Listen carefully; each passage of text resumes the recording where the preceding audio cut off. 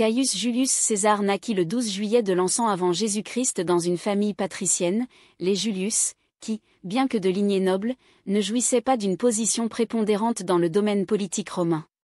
Dès son jeune âge, César montra une grande intelligence et une ambition remarquables. À 16 ans, après la mort de son père, il devint le chef de sa famille et commença à s'impliquer dans la vie politique. César débuta sa carrière dans l'armée et se forgea rapidement une réputation de leader audacieux et compétent. Son premier grand pas en politique fut son élection comme questeur en 69 avant Jésus-Christ, une fonction qui lui permit de côtoyer d'importantes figures politiques. Durant cette période, César commença à gagner en notoriété et à tisser des alliances clés qui seraient plus tard fondamentales dans son ascension au pouvoir. Au fur et à mesure que ses ambitions grandissaient, César forma une alliance avec deux des hommes les plus puissants de Rome, Pompée le Grand et Marcus Licinius Crassus. Ensemble, ils formèrent le premier triumvirat en 60 avant Jésus-Christ, une coalition informelle qui leur permit de contrôler les institutions politiques romaines et de poursuivre leurs intérêts personnels. La grande renommée de César débuta avec sa conquête de la Gaule, une série de campagnes militaires qui s'étendirent de 58 à 50 avant Jésus-Christ. Durant ces années, César démontra des capacités militaires exceptionnelles, vainquant des tribus celtes et étendant considérablement le territoire romain. Ces victoires accrurent non seulement son prestige, mais lui procurèrent également une armée loyale et un immense pouvoir politique. Avec le temps, l'alliance avec Pompée et Crassus commença à se désagréger.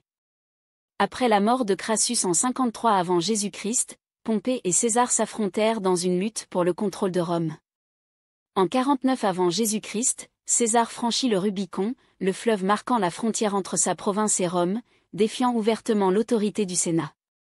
Cet acte, accompagné de la célèbre phrase « Le sort en est jeté », marqua le début d'une guerre civile qui mènerait à la fin de la République romaine.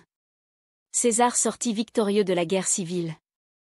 Après avoir défait Pompée lors de la bataille de Pharsale en 48 avant Jésus-Christ, il devint le leader absolu de Rome.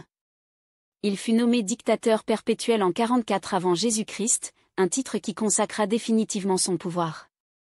Pendant son mandat, il mit en œuvre une série de réformes politiques, sociales et économiques, telles que la réorganisation du calendrier romain et la distribution de terres aux vétérans. Cependant, son pouvoir croissant et la concentration de l'autorité entre ses mains suscitèrent l'inquiétude de nombreux sénateurs.